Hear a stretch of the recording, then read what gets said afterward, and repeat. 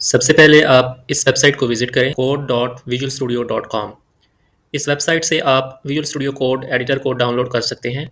यहाँ पे आप डाउनलोड फॉर विंडोज़ या जो भी आपका ऑपरेटिंग सिस्टम है उसके हिसाब से आप इस सॉफ्टवेयर का वर्जन डाउनलोड कर सकते हैं। यहाँ पे आप डाउनलोड फॉर विंडोज़ के बटन पे क्लिक करें, विजुअल स्टूडियो कोड डाउनलोड होना शुरू हो जाएगा। जब विजुअल स्टूडियो कोड डाउनलोड हो जाएगा और किसी भी रेगुलर सॉफ्टवेयर को जिस तरह से आप इंस्टॉल करते हैं इस तरह से इस सॉफ्टवेयर को भी आप अपने कंप्यूटर या लैपटॉप के अंदर इंस्टॉल कर लें। जब आप विजुअल स्टूडियो कोड को इंस्टॉल कर लेंगे तो फिर आप इसको ओपन करें। आप इसको एक्सेस कर सकते हैं। स्टार्ट मेन्यू पे जाएं और यहाँ पे आप टाइप करें विजुअल स्टूडियो कोड, शो हो जाएगा और यहाँ से आप ओपन कर सकते हैं। विजुअल स्टूडियो कोड को मैंने ओपन कर लिया है। सबसे पहले हम HTML प्रोजेक्ट के लिए एक फ़ोल्डर क्रिएट करेंगे और इस फोल्डर को विजुअल स्टूडियो कोड के अंदर ओपन करेंगे। आप किसी भी ड्राइव के अंदर फोल्डर क्रिएट कर सकते हैं। मैं डी ड्राइव के अंदर एक फ़ोल्डर क्रिएट करूँगा।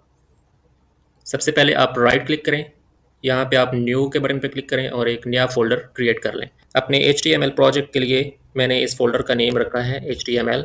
आप कोई भी इसका नेम रख सकते हैं। आप इस पर डबल क्लिक करके इसको ओपन कर सकते हैं। फिलहाल ये फोल्डर एम्प्टी है। अब हम इस फोल्डर को विजुअल स्टूडियो कोड के अंदर ओपन करते हैं। आप विजुअल स्टूडियो कोड के अंदर आएँ, क्लिक करें फाइल, ओपन फोल्डर।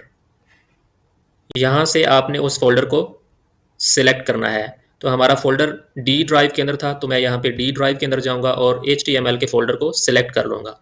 यहाँ पे आप सिलेक्ट फोल्डर पे क्लिक करें, इसको चेक बॉक्स को क्लिक करें और यस पे क्लिक कर दें। अब हमारा HTML का फोल्डर यहाँ पे ओपन हो चुका है। अब यहाँ पे आप इस फोल्डर नेम पे अगर आप होवर करें तो यहाँ पे आप नई फाइल क्रिएट कर सकते हैं, नया फोल्डर क्रिएट कर सकते हैं। तो सबसे पहले हम एक नई फाइल क्रिएट करते हैं। आप इस फाइल के आइकन पे क्लिक करें और यहाँ पे आप इसको नेम दे दें index.html।